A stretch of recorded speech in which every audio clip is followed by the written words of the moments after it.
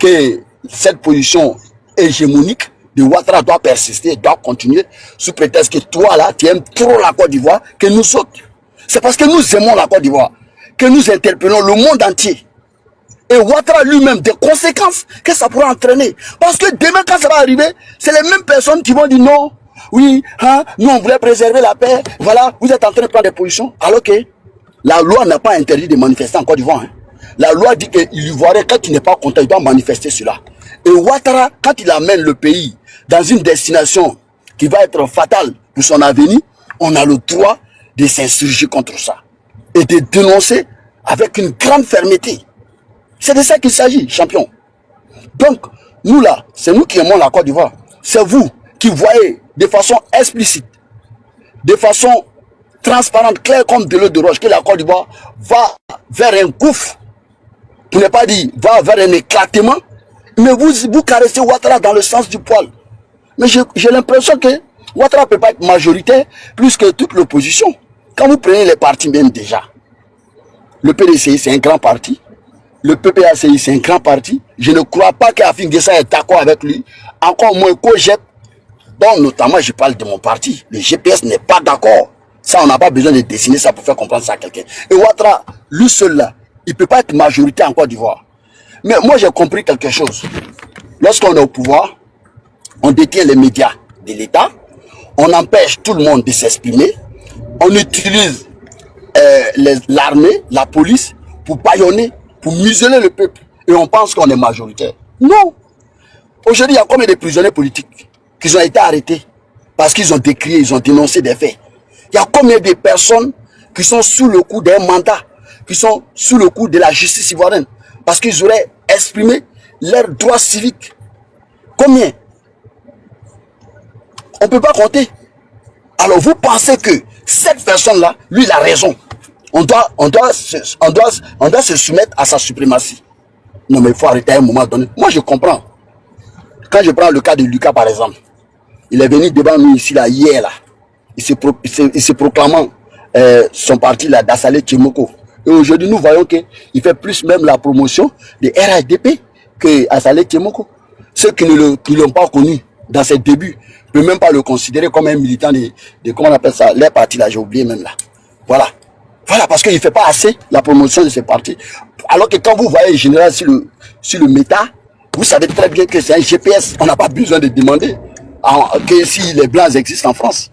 Quand vous voyez Nina, elle ne peut pas faire des prises de parole, elle ne peut pas monter sur un panel sans marquer ce pas là. Son appartenance là à GPS. C'est ça le militantisme.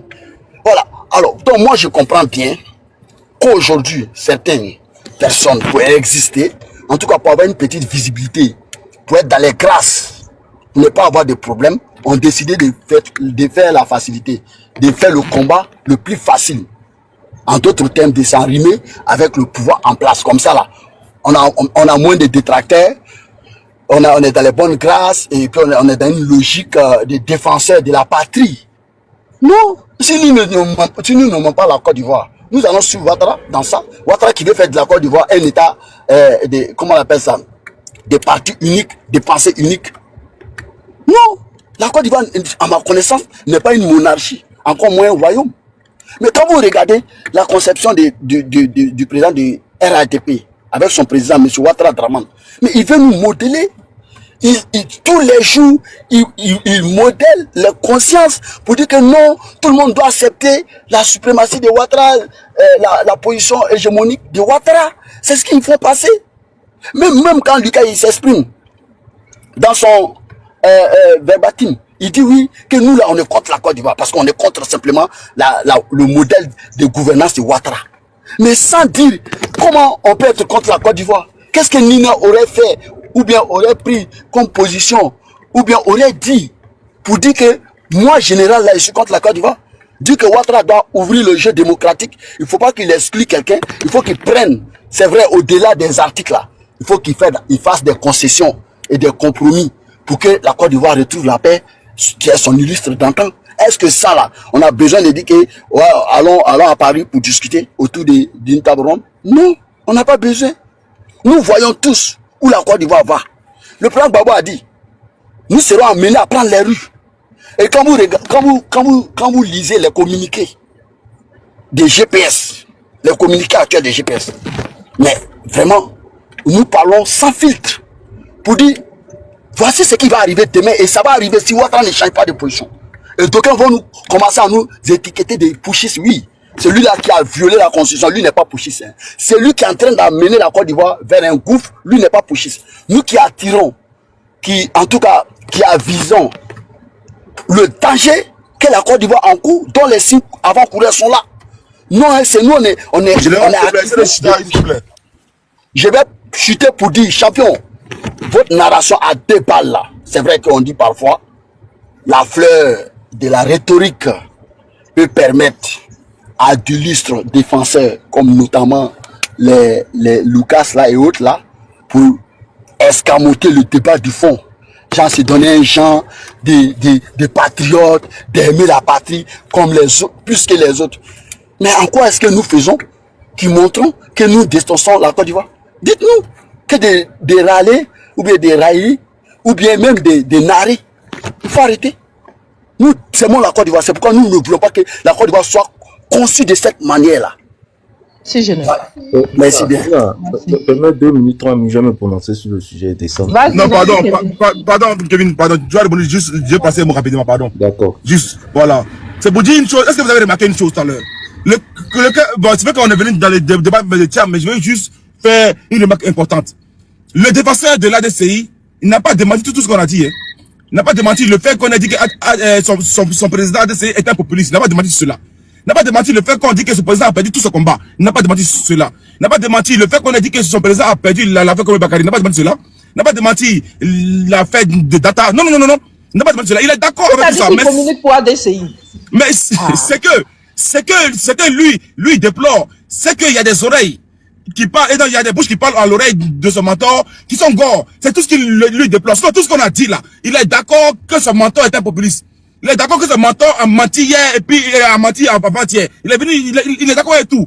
Parce que le monsieur de ADCI a dit à tout le monde ici, quand tu as frappé sous le coup de l'article 48, le débat est clos. Mais quand on revient après, on va plus loin, il veut nous dire, à Yapougon, c'est passé comme quoi, non, attention, Tidjane Thiam a été écarté. Mais est-ce que moi, quand je serai écarté, c'est ce que ça impose. En gros, la justice n'a pas bien fait son travail. Ce monsieur, il est ambigu. Et quand c'est comme ça, là, mon boss, allume. non, la télé, c'est très bien allumé. Quand c'est comme ça, moi, je me trouve d'une poursuite d'enquêter sur lui. Est-ce que Gbagbo a eu tort en mettant ce monsieur-là en prison? Parce qu'il est journaliste d'investigation. Quand il a investi, il est venu parler encore dans le Gbagbo, ça ne marchait pas. Il est venu mentir aux Ivoiriens. Propagande. Gbagbo, il a demandé seulement une chose. Quand il va atterrir dans ton live ici, là, tu vas lui dire ça. Gbagbo lui a dit à monsieur Tchemoko, elle a dit, parce que nous sommes en 2025, nous sommes en période électorale. Voilà, peut-être que vous êtes ici avec un petit maillot, je ne sais pas. Mais on a votre vrai compte, voilà. Nous sommes en période électorale, et puis les Ivoiriens vont dire c'est réellement ce qu'ils pensent à tous les leaders politiques. Vous avez menti au temps de Gbagbo, en faisant semblant, en faisant croire, comme quoi Gbagbo voulait vous dire. Vous êtes allé vous réfugier au Congo. Sortant maintenant, comment on appelle là, faisant fuiter maintenant votre enquête sur votre journal de Doi. Quand ça va là-bas, Gbagbo demande juste une chose, tout ce que tu as dit là, juste la preuve. Tu es journaliste d'investigation, tu as les preuves. Il dit oui, mais donne la preuve. Il a voulu mentir au temps de Gbagbo l'a mis en prison. Voilà pourquoi ce monsieur jusqu'à présent, il a un problème. Il a un problème avec Gbagbo. Parce que son deuil ne marchait pas au temps de Gbagbo. Mais dans le temps de Ouattara là, on nomme les populistes, on nomme les menteurs, on nomme les jailles de foule, on nomme les gens qui viennent crier, wopa, on aime ça. On aime bien les maîtres, les gens qui viennent prendre des noms, qui ne sont pas leurs noms. Ils viennent s'appeler maîtres, pourtant eux-mêmes, c'est des chirurgiens. On ne sait pas chirurgien en quoi. Ils viennent s'appeler maîtres. Chez les Béninois, c'est les instituteurs, on appelle maître. Voilà. Mais eux, ils viennent ramener ça sur la toile ici, que maître ici, on ne sait pas maître de quoi. Ok. Déjà, chaque chose en son temps. On est arrivé au temps de Ouattara, où Assane maintenant commence à avoir de l'ampleur. On arrive au temps de Gbéré, où il va maintenant, dès qu'il y a un buzz là, il monte sur le buzz, il prend le buzz pour faire le buzz là, le sien. Il a pris le buzz de la data, il a fait ce buzz là, le sien. Oui, c'est moi, au final, Walou. On va encore plus loin. Il prend encore le buzz de Koumé Bakary, qui était pris même par n'importe quel blogueur. Tous les blogueurs ont pris ça. Koumé Bakary a parlé de tous les blogueurs. Mais ce monsieur-là, il a échoué. Même il y a des gens à qui Koumé a envoyé des preuves, mais ce monsieur a échoué. On va encore plus loin. Ils s'assient encore sur la télévision ivoirienne en disant aux Ivoiriens, j'ai les preuves qu'il y a des fraudeurs dans ma localité à Tia-Salé. Mais ça, c'est grave. On a besoin de ça. Il y a eu même un défi où c'est basé de Sissi, où il a donné seulement que 2 noms. Ça, c'est grave, ça. Voilà. Il y a un défi où Lucas et Sissi ont dit comme quoi ils veulent la preuve qu'il y a des fraudes sur la liste électorale. Même lui-même n'a pas pu prouver ça. Il allait porter plainte dans tous les commissariats jusqu'à la DST. C'est pas marché. Il a quitté là-bas. On dit non, faut voir le gouverneur d'Abidjan. Il allait voir le gouverneur d'Abidjan. La plainte n'a pas abouti. On dit monsieur, vous êtes encore dans le Doi. Donc là, nous là, les Doi ne prend pas. Nous on est assis et puis on voit, on calcule tout. On calcule tout. Vous êtes fort à Tia-Salé. Mais quand on dit Côte d'Ivoire, c'est pas Tia-Salé. Vous avez pris les Doi là-bas, c'est un village. C'est une commune en Boussaïé. Vous êtes allé mentir là-bas. Vous êtes croire comme quoi aujourd'hui, Tia-Salé est un département souverain. Mais je suis humilié. Monsieur Assalé Tchemoko, revenez à la réalité, dites-nous où vous êtes réellement. Parce que moi, je me pose des questions. Ce monsieur qui vient venir demain là, ce monsieur-là, il sait qui réellement? C'est qui? C'est Gbagbo qui a vu qui il était. Gbagbo a eu raison sur lui. Gbagbo a eu raison sur lui. Donc Gbagbo c'est un visionnaire. Gbagbo dit, ah attention, l'homme qui est en face de vous là, c'est un Doïman. Sa place là, c'est en prison. Voilà pourquoi je l'ai enfermé en prison. Mais pourquoi dire Gbagbo? Quand Gbagbo l'a arrêté, il n'a pas dit comment c'est injuste. Mais aujourd'hui, ce monsieur dit bleu, demain il dit noir. Il dit noir, demain il dit bleu. On est dans un engrenage de Doi. Moi, je pense que, frère ivoirien, il a dit encore une phrase, une chose que moi, je suis choqué. KGB est là. Je pense que, il y avait, j'ai dit encore les noms. Il y avait Olivier Blé. Il y avait, je pense KGB. Il y avait Soule de Paris. Il est monté ici pour nous dire que lui, il est moins politique, il n'est pas opposant. Mais tu n'es pas opposant. Si demain tu es président, tu seras opposé au président. Mais non, il n'est pas opposant. Les opposants font leur combat. Pour savoir que toi, maintenant, tu as mis ta soie sur le combat, mais tu mens. C'est Tchemoko. Faut nous dire ta position, c'est quoi? Tu veux quoi, réellement, des Ivoiriens? Tu as dit que tu attends 2026, tu veux 13. Tu veux 13 députés. Eh bien, il a dit seulement, il veut seulement 13 députés à l'Assemblée nationale. Donc, je fais maintenant une formation pour avoir 13 députés à l'Assemblée nationale. Mais ces 13 députés à l'Assemblée Tchemoko. Tu vas nous envoyer encore 13 menteurs à l'Assemblée Tchemoko. Tu vas nous envoyer encore 13 Doïman à l'Assemblée Tchemoko. Tu vas nous envoyer encore 13 personnes. Ça dit. Mais ça s'arrête Tchemoko. T'as voté à comment il fait pour chasser Lucas pendant que lui-même grand Doïman de son état. Il ne sait pas comment faire pour le chasser. C'est grave. Tu as parlé avec Kevin, mon frère ça. Tu as parlé avec Kevin. S'il vous plaît, les gars. S'il vous plaît, Assalé Tchemoko, je vous en prie, monsieur Assalé Tchemoko, vous êtes en bas. Tapotez. Voilà, parce que moi, je suis connu pour être clair. Voilà, peu importe l'homme qui en face de moi, je suis clair, c'est la vérité. Pour l'instant, je vous mets dans le lot. Je vais attaquer encore un peu mon frère Kevin Tiamé, dans le même lot que les Doïman de Brodomi. Vous voyez? Donc, revenez à la raison. Dites-nous réellement qui vous êtes. Parce qu'on a l'impression de voir quelqu'un qui vient de voir la première fois un gratté, de voir un baoulé, qui vient de voir la première fois son blanc. Quand vous voyez son blanc, le ballon, il devient stupéfait. Voilà pourquoi vous êtes arrivé à Tia-Salé là. Tous les gens de Tia-Salé sont contents. Parce que pour eux, ils ont vu quelqu'un qui vient les sauver. Mais en réalité, monsieur Assalé Tchemoko, dites-nous réellement. Comment est construite la ville de Tia-Salé? Parce que nous, on le sait, hein. Nous, on le sait. Vous ne faites pas. C'est bon, faut boire de l'eau un peu. Boire de l'eau. On m'arrête. Nina, arrête de museler ton boss. Nina, arrête de museler ton boss. Je le muselle. Non, c'est bon. On m'arrête. C'est bon. Mon frère PDG, je suis pas fort. Je donne mon avis, je suis pas fort. Mais tu vas monter, mon frère PDG, je suis pas fort. Tu vas monter, mais dis, si ton menteur, c'est pas un menteur, tu vas monter, mon frère, comme toi, tu vas monter. Ok. Vas-y, Kevin. Alors, ça sera vraiment ma seule prise de parole parce que ça fait quand même plus de 3 heures, voire 4 heures de temps sur le panel. Donc, après ça, je vais céder ma place. C'est toi qui veux le parler? Oui, il me semble. Non, je pose une question. Ça fait 3 heures, il est là, il n'a pas encore parlé, ça. C'était l'émotion qu'on était en train de faire. Après lui, tu vas prendre la parole. On sent, tu es malade? J'ai une petite voix. Ta voix est toute petite, là. Ouais. On sent en vacances dans la... Il est en vacances dans les Alpes. Bon, vas-y, on va laisser une sang. Le docteur, il est en pleine forme, donc il peut passer. Il est en vacances dans les Alpes. Comprenez son émotion. Ouais, il est en vacances. Il est à Cannes ou à Monaco? Là même, il est en pause. Bon, je vais parler alors. Il est à Cannes, à Monaco ou à Saint-Tropez? Attends, John a déjà fini? Ah, Est-ce qu'on m'entend? Non, il s'en va, vas-y. Je vais parler après toi. Il faut t'aider. Vas-y. Vas-y, Elsan. Ok, déjà merci de m'avoir donné la parole. Merci en tout cas Kevin et merci à... Tu prends rétablissement encore. Je te remercie, Nina. Merci. Ouais, merci, merci. C'est une chose que je ne voulais pas dire sur le panel. Voilà, parce que notre frère ça était pas en forme, voilà, réellement. Donc, les gars, je ne vais pas lui donner la parole directement. C'est les attaques du RHDP, il faut rentrer dans le... Ouais, c'est le LDR qui l'a attaqué, mon frère. Mais force à toi, frère, force à toi. Si le dozo qui te lance des sorts. Alors, si tu m'entends, faut pas prendre ça mal. Je suis en train de t'attacher. C'est pas moi, c'est Kevin. Ici, c'est Kevin. Ah, je suis en train de rigoler. Donc, faut pas m'attacher. Ça revient en force, on va les allumer, ça revient en force, on va les allumer. Vas-y, ça. Alors, merci en tout cas pour la parole. C'est intéressant en fait ce que je viens de voir et puis bon voilà, c'est un peu triste en fait ce qui se passe. Bon, la photo en tout cas, la photo illustre beaucoup de choses. Nous avons en fait l'ensemble des mentors de la classe politique et en fond on a M. Ouattara avec un grand sourire. Et c'est ce qui en fait prouve ce qu'on traverse actuellement. C'est très intéressant parce que j'ai entendu en fait Maître dire que lui, il soutenait Monsieur Assalé parce que Monsieur Assalé s'était confié à lui, lui avait dit des choses. Et donc, c'est ces choses-là qu'il regarde. Mais c'est très intéressant parce que... Le mercredi, j'ai été sélectionné pour le match. Ok, bravo, félicitations. Excusez-moi. Aujourd'hui, on se moque de Monsieur Assalé Tiboko. Merci pour les cadeaux. On se moque, merci. On se moque de Monsieur Assalé Tiboko comme un menteur parce qu'il aurait perdu des procès. D'accord, contre la famille Traoré, c'est cela. Il aurait été aussi bouté en fait par rapport à Monsieur Komé Bakari. Il faut se poser des questions. Est-ce que la justice en Côte d'Ivoire elle fonctionne véritablement? C'est ça la question. Est-ce qu'il y a véritablement une justice en Côte d'Ivoire? Parce que d'autres sont en fait dans leur film effectivement. Si vous soutenez le pouvoir en place, vous allez dire que la justice fonctionne. Mais est-ce que dans le fond la justice fonctionne en Côte d'Ivoire? Parce que si la justice fonctionne, elle est juste en Côte d'Ivoire, ça veut dire que le menteur de Maître est un menteur purement et simplement.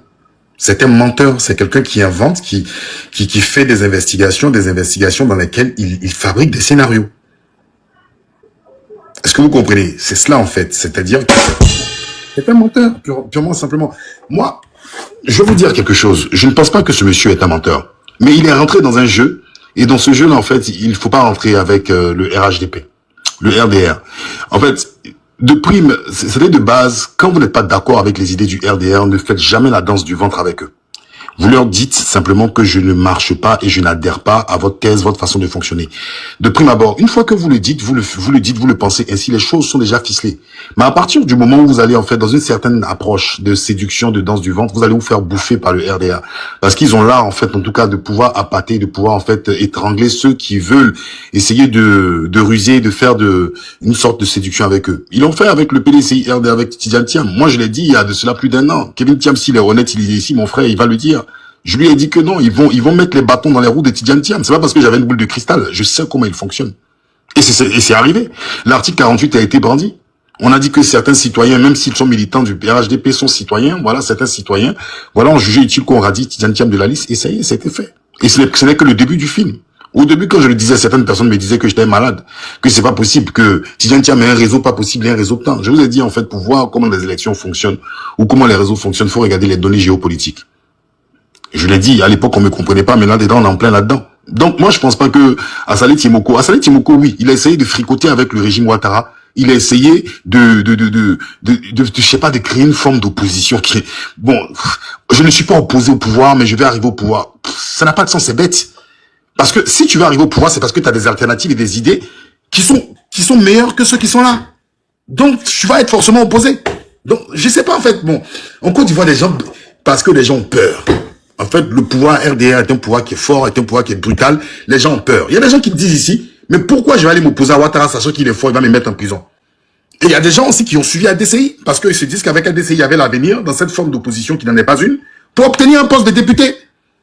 Et Assalé vous a dit qu'il veut 13 députés pour faire un groupe parlementaire. Vaut mieux rentrer dans une maison où on fait peau neuve pour essayer d'avoir une assise politique. Chacun ses ambitions personnelles. Donc voilà. Donc, il est rentré dans quelque chose aujourd'hui qui le rattrape. Moi, je pense que tous ces procès-là, qui sont présentés, où on le boute, on le met en touche, c'est juste pour le faire punir. C'est juste pour le punir, parce qu'il est un petit peu trop ouvert sa gueule ces derniers temps, pour qu'on le calme un peu, on lui dise, écoute, reste les pieds posés par terre, parce que c'est nous, on fixe le cap, c'est nous, on voit les choses, et c'est comme ça. C'est la nature du RDA, ils n'ont jamais changé, ils ont toujours été comme ça. Allez lire Le Prince de Machiavel, vous allez voir comment il fonctionne. Maintenant, ceux qui pensent qu'ils sont dans une alternative de Côte d'Ivoire où une pseudo-démocratie existe, libre à vous de le penser. Mais bon, heureusement, moi, je reste confiant quand même, malgré mes gros mensonges, parce que beaucoup de personnes disent que je suis un menteur, mais Kevin Thiam peut le concéder quand même. J'ai dit pas mal de choses qui sont concrétisées. Enfin, pour finir, ceux qui disent qu'en fait, on insulte la Côte d'Ivoire parce qu'on dit ce qui ne va pas en Côte d'Ivoire, c'est faire de l'injure en Côte d'Ivoire, je suis désolé. Moi, j'ai appris cela aussi avec le RDR, RHDP, qui passait son temps à parler des précédents régimes, et il n'incitait pas la Côte d'Ivoire, il ne faisait pas patriotisme. Donc, je ne pense pas que le patriotisme est la géométrie variable. Nous sommes dans une continuité du patriotisme. Par contre, je ne pourrais jamais défendre le RDR, ça je l'ai toujours dit, parce que sa thèse et son idée ne me sied pas, et puis bon, voilà. Merci en tout cas. Merci Inson, je crois que c'est à mon tour de parole. À moins qu'il y ait des motions pour lui, je sais pas. Hein. Si des personnes ont des motions, peut-être. Je permets, s'il te plaît, essaie de voir, est-ce que mon maître n'a pas d'émotion? Le maître est là? Aucune motion. Arrête de dire maître. Pardon, faut changer ça. Ok, merci beaucoup. Évoluons. Merci. Donc, je vais prendre la parole à la suite de mon frère Inson. Alors, je remercie pour son intervention. Enfin, nous en arrivons au sujet. Alors, déjà, ce que je souhaitais indiquer dans un premier temps, c'est que j'étais pas d'accord. Je ne suis pas d'accord avec même la thématique. Il y a que Ouattara qui est éligible en Côte d'Ivoire. Alors, quand je regarde les différentes personnes qui sont sur la fiche, je pense qu'au jour d'aujourd'hui, actuellement, avec la situation que nous connaissons, il y a que peut-être M. Assalé Tchimoko qui pourrait être éligible, à la limite, mais pas le président Ouattara. C'est pour ça que j'ai indiqué qu'il fallait qu'on le laisse justement en tête, parce que pour moi, il était le premier personnage politique à ne pas pouvoir justement être éligible. D'abord, dans un premier temps, parce que jusqu'à preuve du contraire, l'opposition ivoirienne n'a jamais accepté cette histoire de troisième mandat. Et je considère aussi que si on n'a pas accepté hier le troisième mandat, c'est pas aujourd'hui que nous allons accepter le quatrième mandat. Voilà, donc la candidature même du président Ouattara est problématique. Voilà, je vous ramène à pas mal de choses. C'est-à-dire problématique au niveau interne, on sait ce que ça a créé, et même au niveau international, avec certaines légitimités. Je vais pas revenir sur ça, sinon je risque d'être long. Mais ça, c'est la première chose que je tenais à dire concernant donc cette question d'éligibilité du président Ouattara. Ensuite, deuxièmement, mais je le dis et je sais de le répéter, si on devait rentrer dans du juridisme, moi, je considère aujourd'hui que le président Ouattara lui-même est frappé par l'article 48. Alors, parlant de l'article 48, il y a des personnes qui disent, mais quels sont les éléments de preuve? Moi, je brandis une décision de justice de mon pays. La décision de la Cour suprême, l'arrêt Tiakoné, je crois que le général peut-être en est revenu là-dessus, mais il y a l'arrêt Tiakoné de 2000, qui a établi pour vrai un certain nombre d'éléments.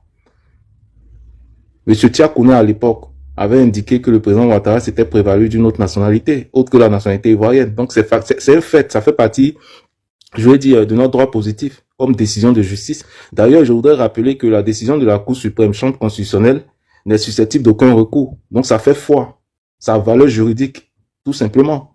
Alors quand je combine cela à l'article 48, qui nous dit que l'Ivoirien majeur qui acquiert volontairement une nationalité, il s'agit de la première catégorie des personnes. Ensuite, on nous dit, ou ceux qui reconnaissent d'autres nationalités. Ça, c'est la deuxième catégorie de personnes. Donc, si le président Ouattara s'est prévalu d'une autre nationalité, selon l'arrêt Tiakoné, cela indique, combiné à l'article 48, que le président Ouattara a perdu automatiquement sa nationalité depuis longtemps, sa nationalité ivoirienne depuis longtemps. Donc ça, vraiment, c'est quelque chose d'assez simple à comprendre. On n'a pas besoin de rentrer... Vraiment, je suis vraiment d'accord avec toi, frère Kevin. Voilà. Donc, si tant est que l'article 48 condamne le président Thiam, donc il condamne automatiquement Ouattara aussi. Je peux apporter une motion. Je peux apporter une motion. Oui, bon boy, si tu veux.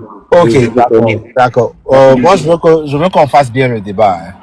Quand vous dites que il a été frappé par cet article, il est frappé depuis 2000 par cet article 48. Mais n'oublions pas que on fait le débat, mais n'oublions pas que en 2016, une nouvelle constitution a été votée. Est-ce que dans cette nouvelle constitution, est-ce qu'il est dit que pour être président, faut jamais s'être prévalu d'une autre nationalité? D'accord. Alors, justement, non, Kevin, attends, s'il te plaît. C'est très simple à répondre ça. Non, la loi n'est pas rétroactive. La loi n'est pas rétroactive. Général, s'il te plaît. Non, s'il te plaît, juste en deux mots. Parce qu'il ne faut pas faire long ce qui est court. La loi n'est pas rétroactive. Ouattara, là, l'article 48 l'a frappé une fois et puis c'est fini. Il n'y avait pas d'autre recours à ça. C'était fini. Parce qu'il a eu 15 ans pour maintenir sa nationalité, il l'a pas fait. Et il n'y a aucun juge qui va te dire que Ouattara a fait ce recours-là. Et Ouattara ne peut pas prouver qu'il ne s'est pas prévalu d'une autre nationalité. Donc, de quoi parle le sujet? Ahmed, s'il te plaît, laisse tomber. Voilà, je vais m'expliquer là-dessus. Tu vas revenir là-dessus peut-être plus tard. Alors, ce que je voudrais dire, moi, je rentre tout à l'heure, pour répondre à ta question, tu as parlé de nouvelle constitution. Moi, je suis pas en train de parler d'une nouvelle constitution. Je suis en train de parler de la loi. Parce qu'il faut faire la différence entre l'article 35 qui était dans l'ancienne constitution, qui abordait cette question-là, de fait de ne pas se prévaloir d'une autre nationalité. Je crois que c'est cet article-là qui empêchait donc le président Ouattara de pouvoir candidater quand on combinait cela à l'article, quand on combinait cela justement à l'arrêt Tiakone et consort. Donc le président Ouattara ne pouvait en aucun cas être candidat en Côte d'Ivoire. D'ailleurs, c'est la raison pour laquelle le président Gbagbo a pris l'article 48 de la Constitution en vue donc de pouvoir prendre un décret autorisant le président Ouattara à participer aux élections. On n'est pas dans ce contexte. Voyez-vous, là, on est en train de parler, tu parles des questions constitutionnelles. Moi, je suis pas en train de parler des questions constitutionnelles. L'arrêt Tiakone, je l'aborde pas dans le sens de l'article 35 de la Constitution antérieure. J'aborde l'article, je prends l'arrêt Tiakone selon les faits. C'est que l'arrêt établi comme élément, comme fait factuel, comme ce qui est factuel. Le fait que le président Ouattara, je l'ai dit, en tout cas, il a utilisé dans plusieurs actes administratifs tout au long de sa vie, cheminement de sa vie, il s'est prévalu de la nationalité voltaïque. Ça, c'est factuel, c'est inscrit dans la décision en tant que tel. Donc, c'est de cela qu'il est question.